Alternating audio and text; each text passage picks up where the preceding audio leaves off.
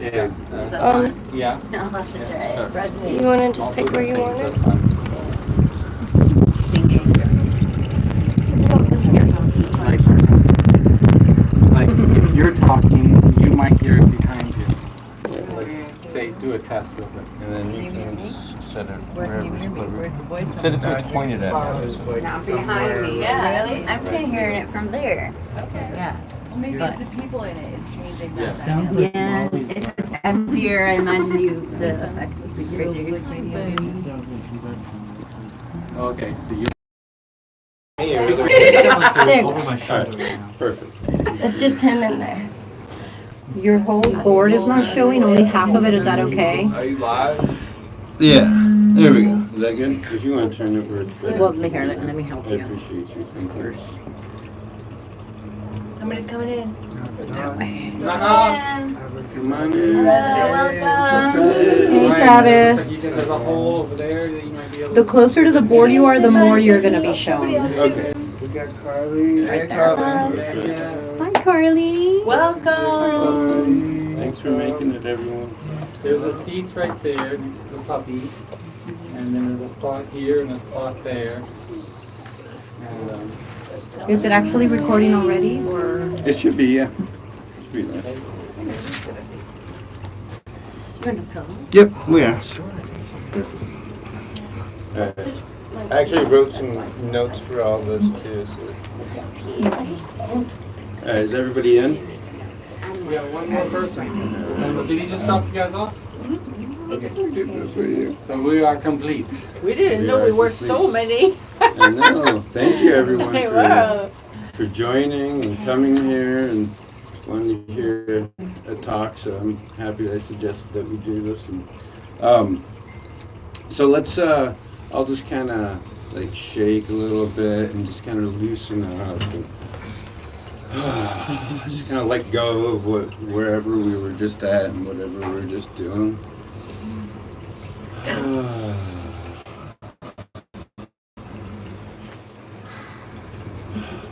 And then let's do a few nice deep breaths together, so that way we can kind of synchronize with each other.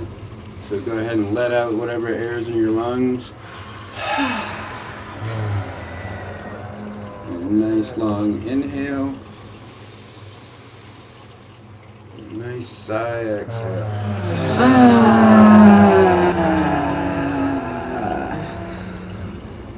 Another nice long inhale.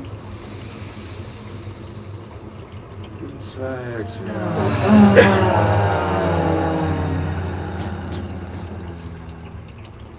And one more time. Inhale. And exhale.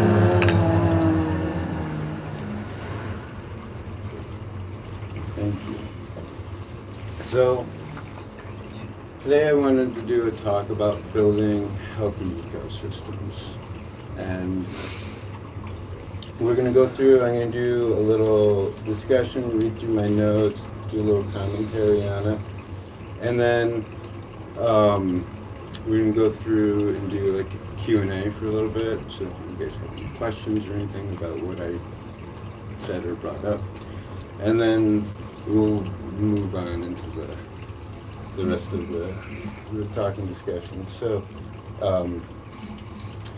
so starting is our own ecosystem, our own internal self, where we're at in our life, and just taking like note of what are our habits, what are our inner reflections, what are we exactly doing in life, and how is that affecting our ecosystem internally and the external ecosystem in which we find ourselves in our everyday life.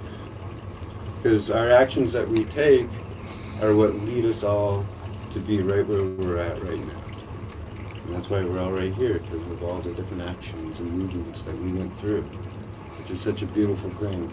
And I want to thank all you guys for showing up today and being a part of this and co-creating together, because we're so powerful together. Each and every one of us what we can do individually, but then what we can do as a team working together in a structure is just absolutely phenomenally amazing.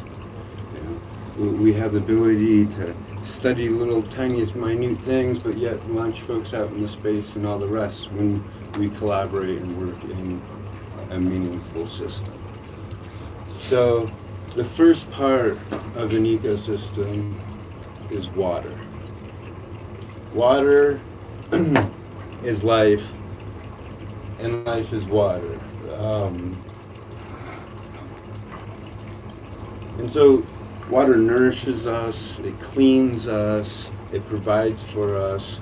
We are mineralized water walking upon this earth, greeting and talking to each other, living in the system together. And so the water that we take inside us and the water that we expel out of us matters. And it's important to this planet and our Mother Earth and what we have to provide for her. Our water is nourishment for the rest of life. And so making sure that we clean our water systems internally, seeing what water that we're taking in, but also where are we releasing our water? Are we containing it into a vessel that becomes toxic and has to be dealt with chemicals and things? Or are we freely releasing our water, providing nutrients and growth for our gardens and nourishing our environment that we're in? So water is such a huge part of it all. It's what allows life to construct. And then there's the earth, the soil. Soil is the mineral, it is the construction, it's the mass, it's the thing, the form. And our soil structures hold trillions and trillions of life forms that live in symbiotic relationships with us. And we do such special things every day without even realizing it. We take all these different nutrients from different things that we put into our body. We break them down further, and then we make this beautiful fertilizer that can grow plants, that can feed animals, that can bring so much more. But when we're living out of balance, we take that, we trap it into cages where it builds up, becomes toxic, and then it will kill any life form that it touches.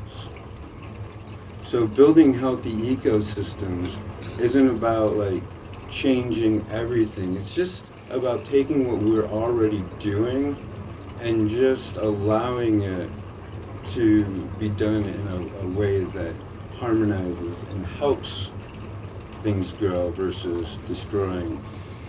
So, and then we got air. So the air that we breathe is the food for plants. And the air that plants breathe is the food for us. We're in this symbiotic relationship. All life forms are giving each other breath, are giving each other the ability to move and have resource together. We all breathe, and our breath is so important to each other. Humans take things a step farther. We produce an immense amount of food for plants, whether it's the concrete that we're cooking, releasing the CO2, the cars that we're driving, or even just our food decomposing and that CO2 that's being released. All that is an immense amount of food for plants. But where we get it wrong is when we throw the plants out of balance and they're not able to resupply us the oxygen, the flip side. And so it literally destroys our atmosphere. And so now we have a lot of CO2 in our atmosphere, which is great. It's beautiful for growing plants. But we need to have the plants there to supply us the oxygen because we breathe together in this life that we find ourselves in. And then fire. The sun that is the burning fire in the sky that feeds us all, gives us warmth, helps plants grow and flourish. Without the sun, we become sick. Plants lose their color, they wither, we become diseased.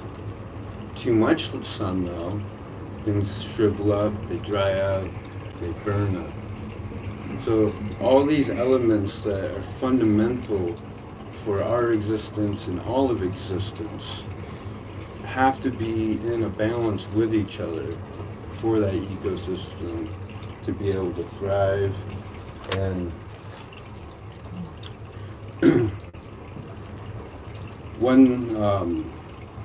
that's what we'd be able to. And so, what is permaculture? You know, many of us have heard of permaculture. It's kind of like a new, like, little fad thing, but it's not just this technique for gardening. So permaculture is a way, is a path to producing healthy ecosystems. And it's a path by changing our frame of mind. It has 3 simple pillars to it. It must improve whatever we do, the system that we're working on. It must improve nature. The second pillar, it must improve humanity, which is really just the first pillar. It must help, it must do good. And then the third pillar is it must generate surplus. It must create more than what it takes. So, like, when we take that fundamental, instead of just applying it only to the garden, taking a step back and applying that directly to our own lives. What are we doing to help feed our system, to help improve ourselves? Are the habits that we have improving, helping us, helping others around us, nature? Or are they depleting? Are they generating resource where we get more out of them than what we put in? Or are they taking away and being parasitical and feeding off of us? So when we can just, those 3 little simple things, if we can just take them and reflect them into the different aspects of our life, what happens is we start to heal internally and we start to heal externally. Our inner ecosystem becomes balanced, which balances our outer ecosystem. And as each one of us do this collectively, we become stronger and we all become richer and wealthier together because the actions that we're doing are generating surplus, are providing more than what we're taking from the system. And so how do we implement these things into our life? Like, how can we start doing something to move along that path? One little exercise that I welcome all of you guys to try on your own at some point is to take a plant, take a pot. So you have some seeds and you have a pot. You can collect the seeds and you can make the pot if you like, which is even more beautiful and a step further. Then just take soil. Don't go buy anything. Take soil from the ground and take compost from the food that you've eaten, whether it's just your coffee grounds, which you can use fresh with growing, they don't have to break down, or other things, your orange peels or whatever it may be, and mixing them together.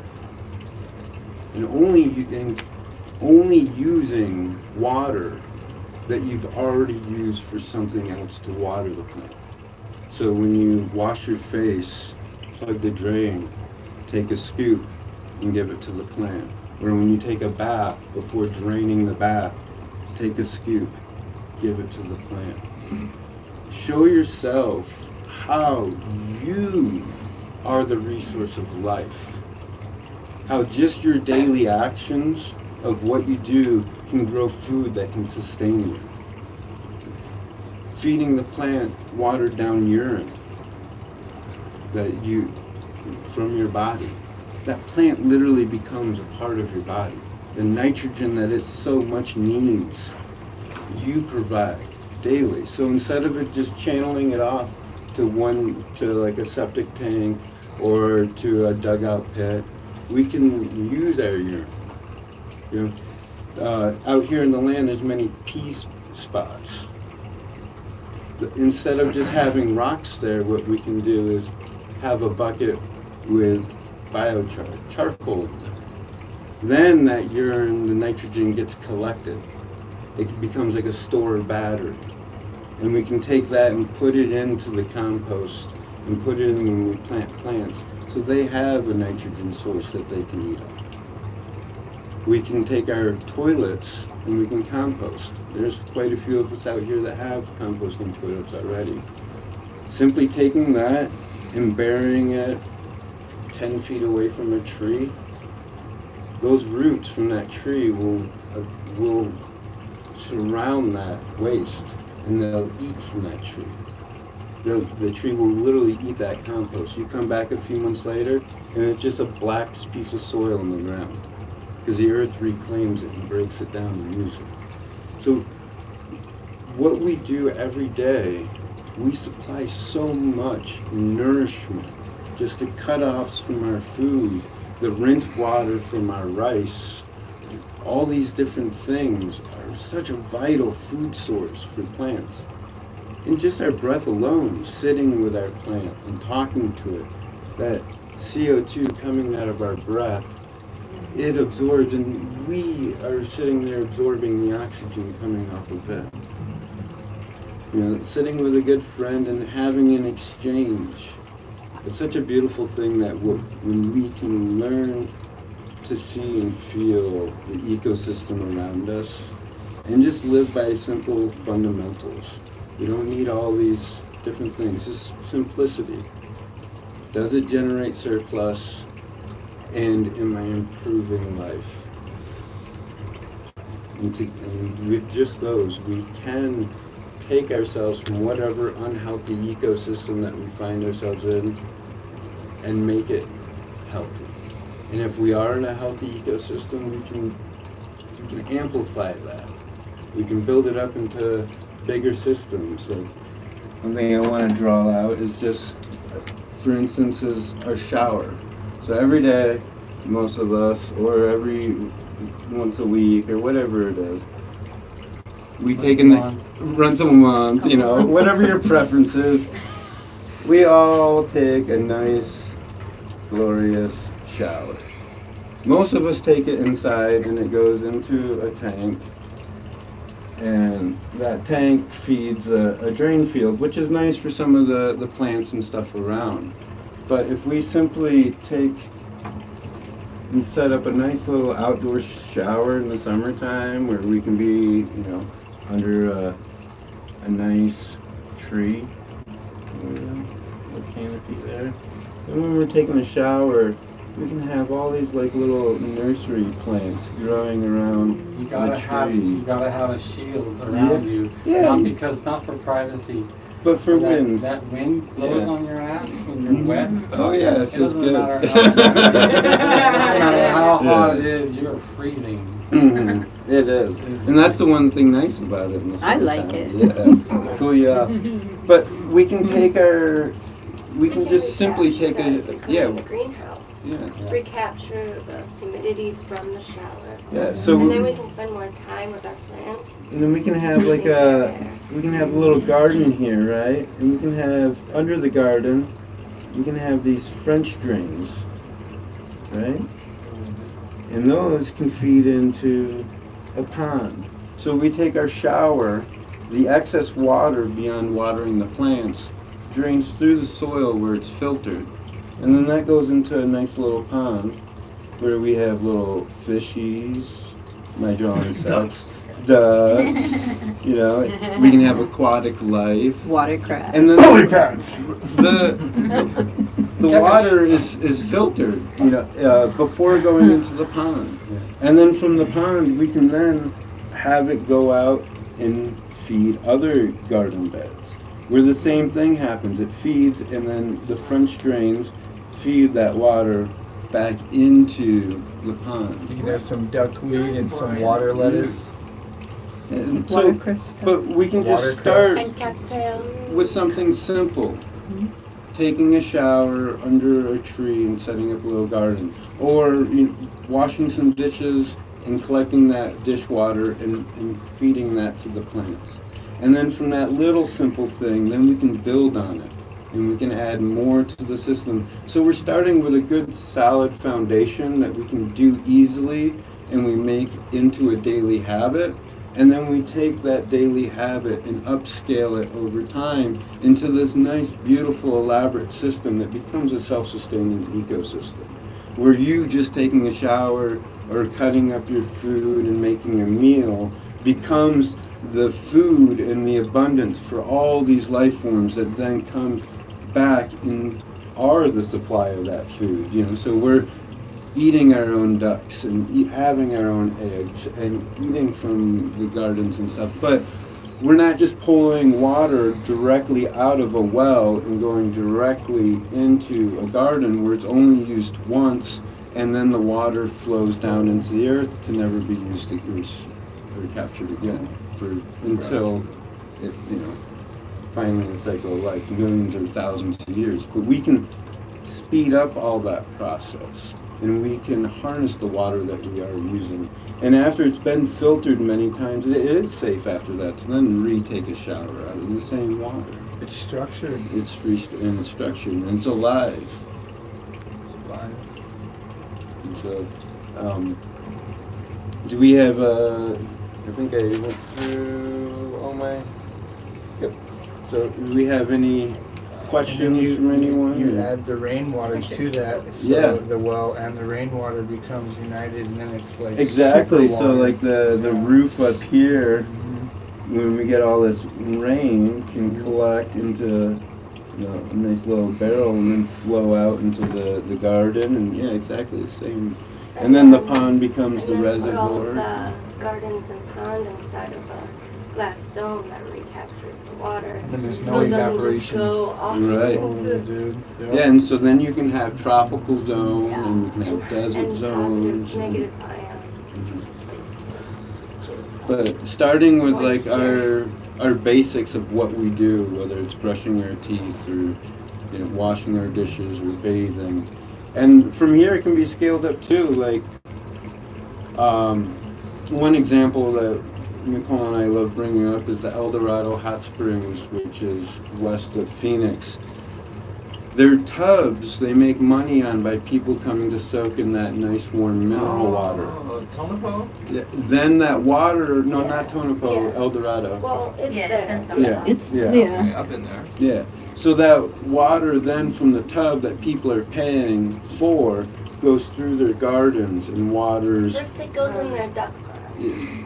And then it goes And it through goes- the reeds, get filtered and everything, and as it makes its way back from the tubs to the back of the property, that's where it goes through citrus orchards, and then it feeds into a pond. That's awesome. So that continuous water flow Yeah. is not only being paid for by the patrons, but in a normal setup, all that water would be wasted and just thrown away. And instead, they recapture that water.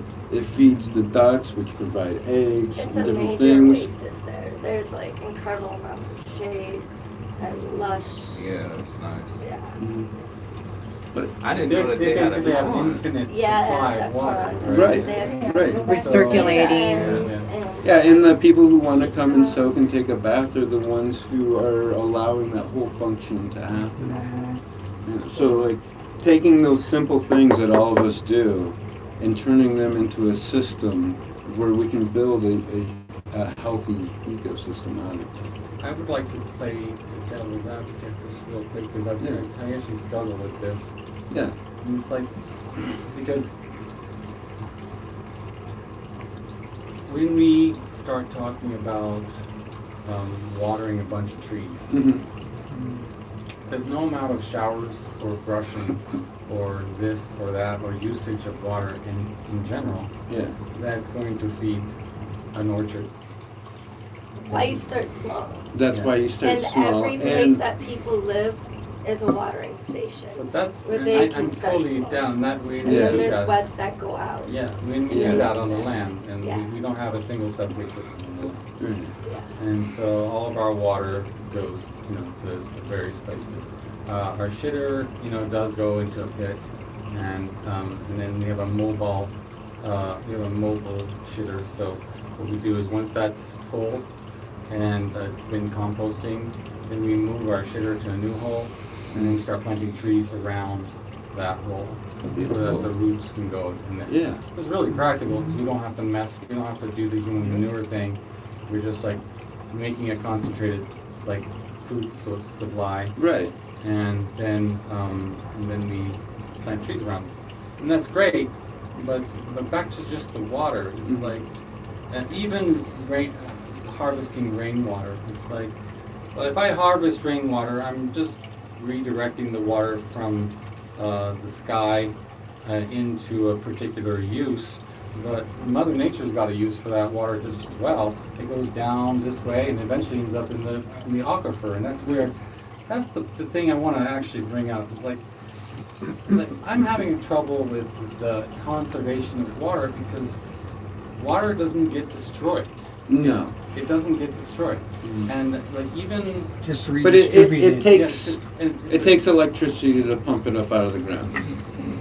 okay, and, but we have some solar. resources. We have Yeah, solar wells, so. Yeah. I'm not worried about electricity. I got infinite amount of electricity. I got plenty to pump a well. Yeah. My well is down right now. But really, like that's our goal is to be. We have we have the power available right now. We're having an issue with our actual well again, but it's like so if pumping is free Mhm. from an energy perspective, I'm pumping this water out. I'm putting it on land. I'm not double using it, triple using it. I mean, I love the idea of double use, triple use. Yeah. Everywhere we have water, it's going out and feeding trees, and we're doing that. Yeah. It's just not enough. And Oh, this what I'm talking about isn't about supplying everything with what we're doing, but at least showing yourself on a personal level. blueprint level of how your resources, what we do, can actually produce more than what we're taking. I think that if everyone on a piece of land had done this, then it could feed the entire. Depending on the population of Right. everything. But thinking So you're about that permaculture system, about making sure the different things that we do help benefit life and help generate abundance, surplus, then the more people we have on land, the more resource we have that's going back into the land. That- I would like to answer, because you asked specifically, Yeah. what's the key element there, right? Why in the desert would we have water?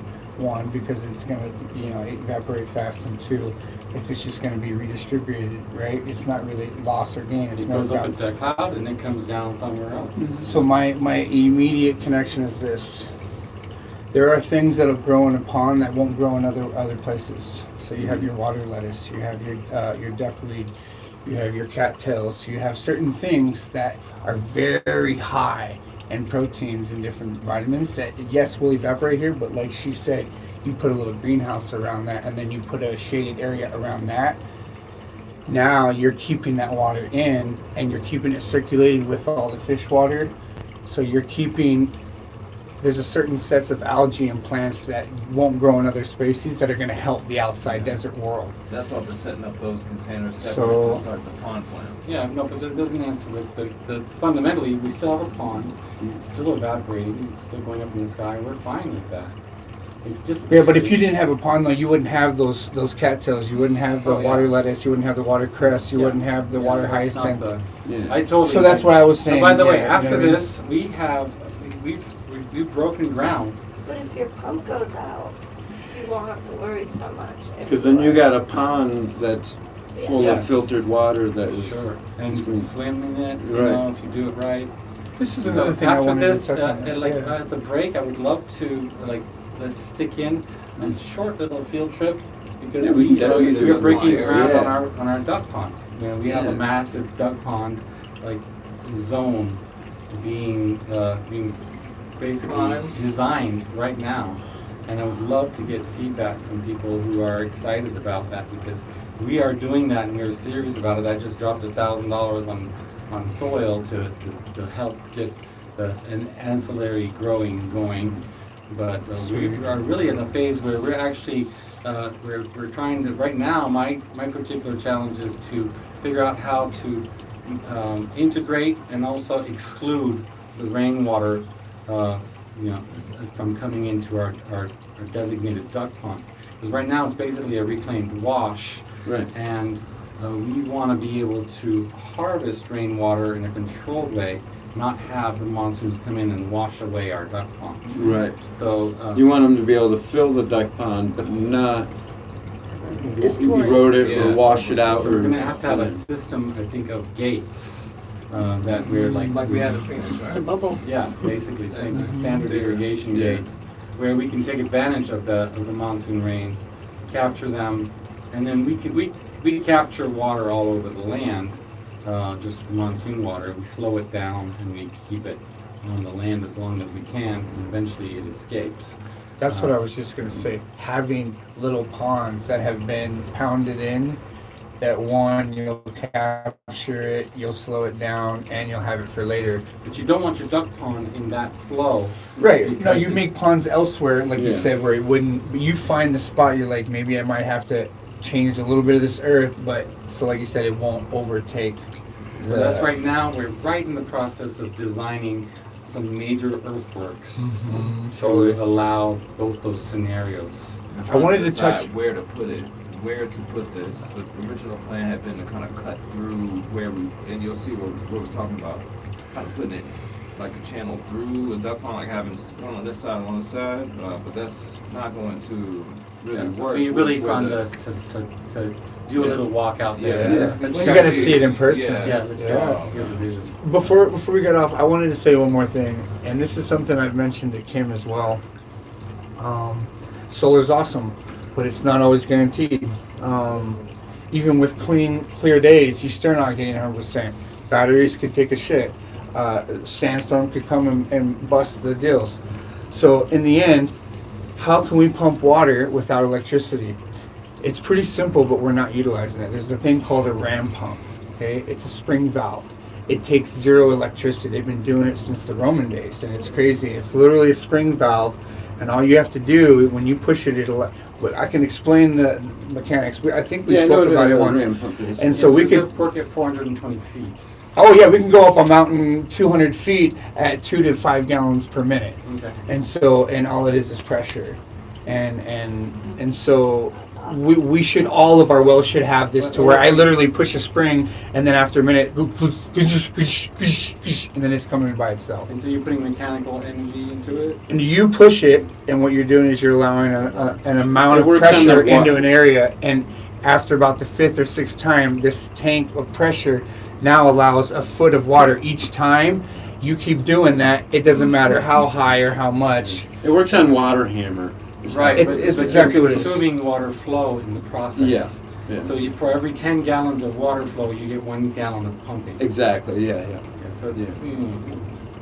But it's free. There's no electricity you needed. have to have That is a river. backup. Yeah. and Yeah. You have to have knows, a river every or system something in that's place. providing Flow. flow. So as long as, Backup even if the is pool not was on the bad. ground, all you'd have to do is dig a thing down into the ground, and then you can run it up. As long as the lowest part is going beneath it, gravity fed.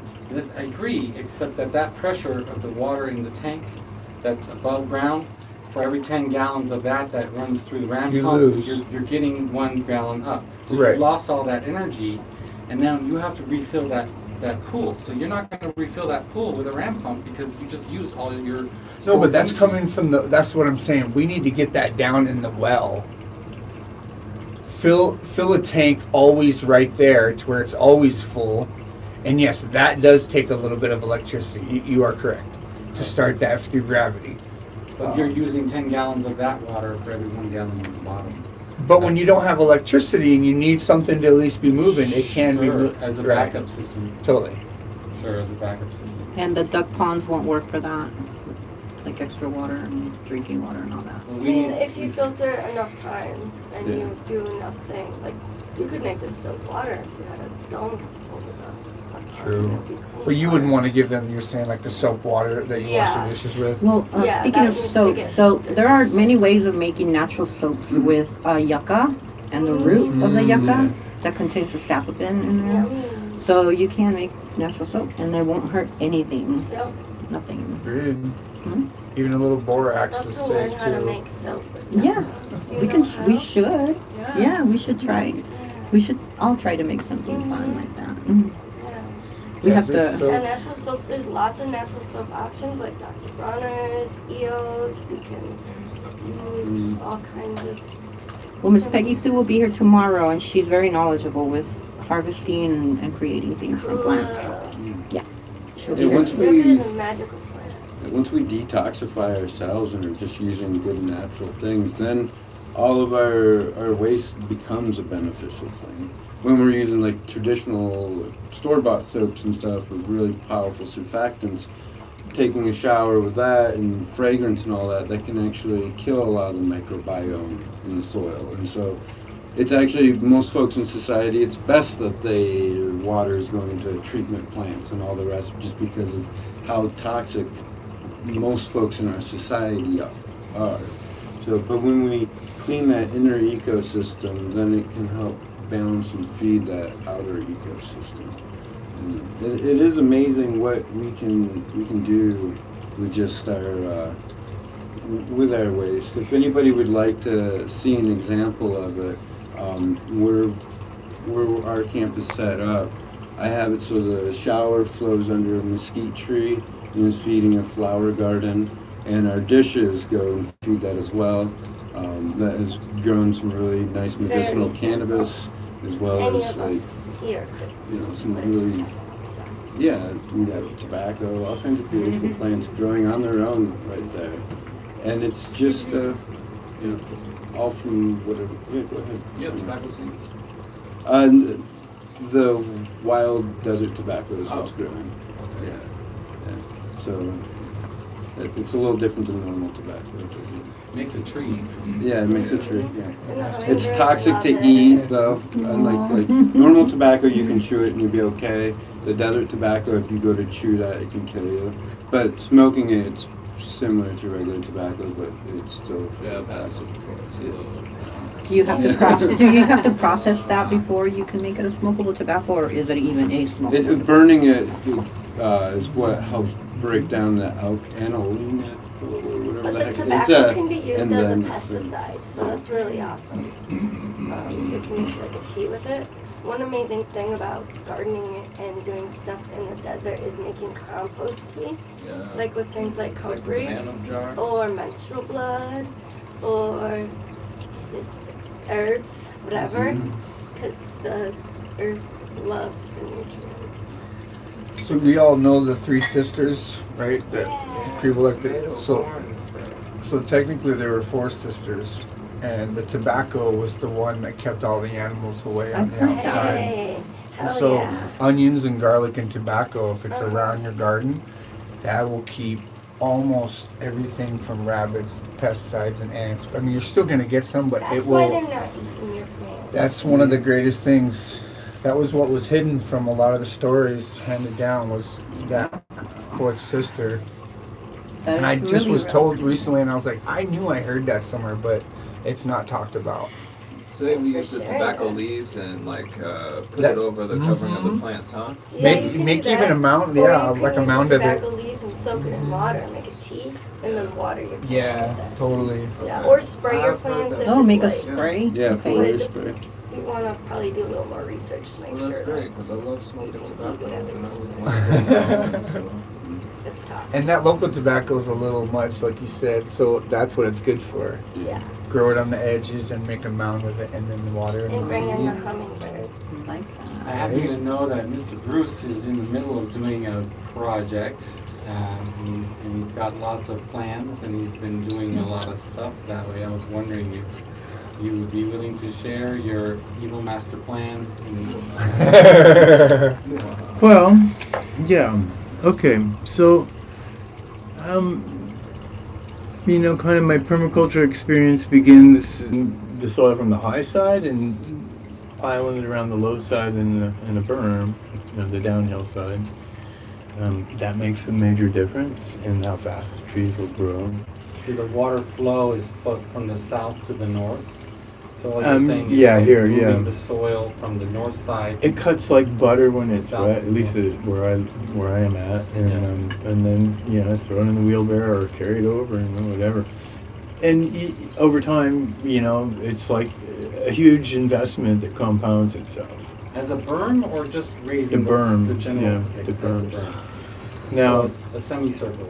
yeah, right, and so doing that in large scale becomes onerous. I don't have that much time, and I get sore arms. What the hell? So, you know, we got the tractor at some point, dug holes with the tractor, and made berms all over the place to kind of make little pocket gardens where the water collects. And the thing that I found flourishes here and is almost impossible to kill, even if you stop the water somehow, is the reed. Arundo Donax, and it locks a lot of carbon. Talking about carbon is the food, it locks a lot of carbon.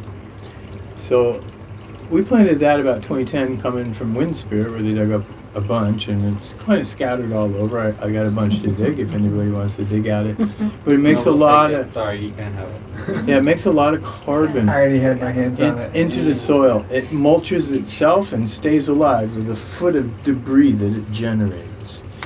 And so my thought is like, oh, soil. I just ordered like 2 pallets of this fancy ground up organic-y looking stuff because I got clay coming out of the ground in this garden, this new garden, the sunken garden.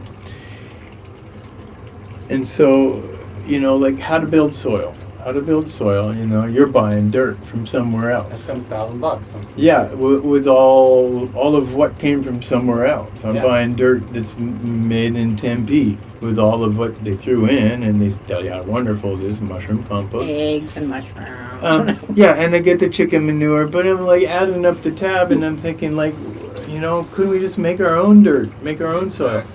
And you know, we got this plant that just like grows like crazy if you give it a bit of water. So I put on drip lines and whatnot, and you gotta thin it out because it comes a fire risk if it dries out, you know, so be careful where you plant it. But I'm thinking like, chop it up, get it in the dirt, plant it up, and then see what it'll turn into dirt-wise, and that's kind of what I've been up to. Now this newest garden is in a place where we dug out dirt 20 years ago and piled it up around the building that I live in. And so there's a hole in the ground. And we put the Arundo in there in 2010 when we got a trailer full of it. And it definitely improved. You know, it was a raw thing in the clay. It's just clay and caliche in it and whatnot. And definitely what I dug out was not that. And lots of places where the root had been, where the root had died, everywhere it went, it made these major penetrations into the structure of clay, and loosened it up. And you know, I would say it got about that deep, you know, and that's in 10 years, right? And you were just 16 tossed years. the roots down, or? Oh no, we planted them. You know, we had chunks of them in the back of the trailer, and you know, like made a little slot. But it was a raw hole, so you know, easy to make slide that little pile of dirt on top. And but mostly, it hadn't been irrigated for 10 years, probably. And a lot of it was alive. I think Rick threw some water on part of it, but anyway, come dig it. I got a section that's in my way. So Regenerating itself. the what? It was regenerating itself. Yeah, that's the thing. If you whole give it time. water, you can just like spread it far and wide. So on the west side, we just got some of yours a month ago. Okay. We planted it. They're already this tall. Right. It'll make a windscreen for you. It'll make a privacy screen for you, and it makes a rustling sound. A which little is bit of a like- sound barrier with that. Right, but the I like white the sound noise that that it it makes is makes. kind of soothing. It's the sound of the rustle of the leaves in the forest, and we're apes. Hello. It gets really thick too at the El Dorado Hot Springs. They have like campsites and stuff that are just literally carved right into it. Yeah. So, an incredible carbon source. And, you know, I'm thinking like, wow, why not like make dirt? Now, the other thing, everybody wants to eat the mesquite pods, grind them up, eat them. And what we learned was that the mesquite pods make great dirt to plant in. And pile them up, you compost them for a season, and then you uncover it, they're all turned black. And Mario just scoops them up, puts them in the funnel garden, and the plants are just, they All love the it. sugar. Yeah. All that sugar. You gotta weed out, you know, little Oh, baby mesquites all over, you gotta weed them out. But anyway, so that's something, you know, it's easier than trying to grind that stuff up, which, you know, Make still makes it flour. worthy of making the flour out of the mesquite. Well, we can do that too. Though, still right? Yeah, gonna right, do you that. can still do that, but in terms of like, hey, we got all these beans, we can't possibly eat them all. What can we do with them? We can make Or dirt. they're already on the ground. Or they're Right. already on the ground. Yeah. That's perfect. So, but of course, the tree has to get water in order to make you beans. Didn't you, were you talking about using taking the pods and trying to make like a Right. So that's an idea that I have thought of. Our water's coming out at a pH of 8. It's pretty alkaline. When you dig around in the dirt, you'll find caliche. You know, and it's white. It's calcium deposit. It's pretty alkaline. That's why this stuff's there. And you know, it's in the way. And a lot of plants, they don't want that much alkaline. You know, you start with alkaline soil, adding alkaline water. So how to get it acid? Well, there's not really good ways unless you have organic acids and fermentations or organic acids. So I'm thinking like all the fruit that's fallen off the tree, that's the sour, we got sour orange tree, but you know, like you can only eat so many of those. And they, like put them in a big tub, soak them, wait for the pH to drop to, you know, 6.9, 7. And then water the plants with that. So not only are you getting something that's a little acid, and maybe, you know, they're not going to freak out about the fact that the pH is changing that much, because it's going to hit the dirt that's already alkaline and kind of just, That's the over beautiful time. thing about watering with a duck pond. right. It's kind of Is that similar. that alkaline water has become acidic through all the fermentation Yeah, process and like all waste the and stuff. going in the This soil. is this is where urine comes in. Urine as well, yeah. That's- Urine on another your thing. plants is one of the greatest things it ever asked for. Not too much in one spot though. That's the thing. You got it. That's exactly it. Take it to different trees and Well, and So, go around the should tree. should we start, like right now we have our shitters. Should we have basically a urine collection center? Like A before you take 55-gallon shit, drum will take you a while instead to of fill. pissing on plants or like I go and piss on a different tree every day, and that's all fine and dandy. But I think if I were to piss in a container, take it out to someplace where we're going to put it to work. I add The it to thing about compost. that is the smell of urine. Add it to the compost crap. it gets really smelly. Level it would get. A way to combat that, though, the smell of urine building up, is to use biochar. Use charcoal, put in a 5-gallon bucket, and pee in there. Yeah. And just have holes in the bucket so that way the water can run out. But all that nitrogen is going to get built up. So it's like little toilets around And the as trees. soon as- Because I do For that pee. with my I mean, personal right? in a jar. Sure. Yeah, That dump will the dirt smell on the you, compost. And Yeah. sometimes I come back to the trailer and it's, you And know, let it go in. started to, Put yeah, so toilet we have seat to right keep on it in a cool place. And then, so every time we have a fire, we ought to be putting it out by choking it. Yeah. So we can make Yes. some biochar. That's why I always, instead of putting We're water, enjoying a fire pit right before the end. I Actually have so stoke much it up. in Colorado. That really Sometimes stinks, charcoal. just so you know, that Choke it. What's really, that? really stinks if you pour urine on a fire. No, I'm saying choke the fire. With water. Choke, not with urine. Oh, Choke it Yeah, with, just put dirt on like, top. deny it oxygen Yeah. so that it turns into charcoal. oh, okay, and then use it. You said use that with it. authority. He knows. Like, I tried that trick, yeah, don't try that Next time trick. we do a fire, we'll just always have a 5-gallon bucket of, For ashes. Or No, sand a to put lid. Something to deny the oxygen. just put the Just cover dirt. Yeah, just to play cover dirt. your dirt on. Dirt, yeah. So then that's that's a thing. Like every time we enjoy a fire, we're making some biochar. Because we also like grabbed a bunch of wood, made a big pile of biochar. It was great. It was fun, but it's like we didn't enjoy that energy coming off that Right. thing. So And adding that directly to the garden, it actually works as a sponge and pulls nutrients out. So that's why taking that charcoal and inoculating it with the nitrogen. Then when you put it into the soil, that sponge has already absorbed all that nutrient, and then it releases it versus Yeah. taking Which it. is the step We we're not we had doing our right pool now. go totally green, the algae. Mhm. So we pumped all the water out into the pit with the charcoal and let all that algae sit. And then we also went to the state land, and Jim collected like barrels after barrels of cow patties, and and we threw that in there too. We made ourselves a nice set of charcoal. It just sat there though for a year, and we biochar. And then we took that biochar and threw it into our compost pit that we got started for the cantina. Now we're having an event and generating mountains of vegetable matter. So we're starting to have a respectable amount awesome. of soil. Nice. But So I happy mean, that I happened. really like. I think the golden thing. I think that I want to encourage us to like adopt is. I think we want to go Arundo crazy, and we want to just basically. If you look at Harmony Village, what it is now compared to what it was, Yeah, it's the a Rundo jungle made right the there. world of difference. It was the Arundo. Just a So- Arundo. It's like bamboo. It's that. almost. Oh, okay, gotcha. Yeah, the reed. Yeah. Yeah, and it's just so much biomatter. And, so And it's that's like- on drip lines. Yeah. You know, it's not a lot of water, but if you do it right, it'll catch the rainwater in the berm, and then, you know, that only keeps it alive in case the water gets cut off, but it adds to your crop. But The it's, sooner we can produce our own soil, compost soil. And you can, fully it's sustainable. perfect for Yeah. making an outdoor shower too, just literally growing it around a circle. Right. I have fantasies of like weaving it into some kind of like a dome as it Yeah. grows.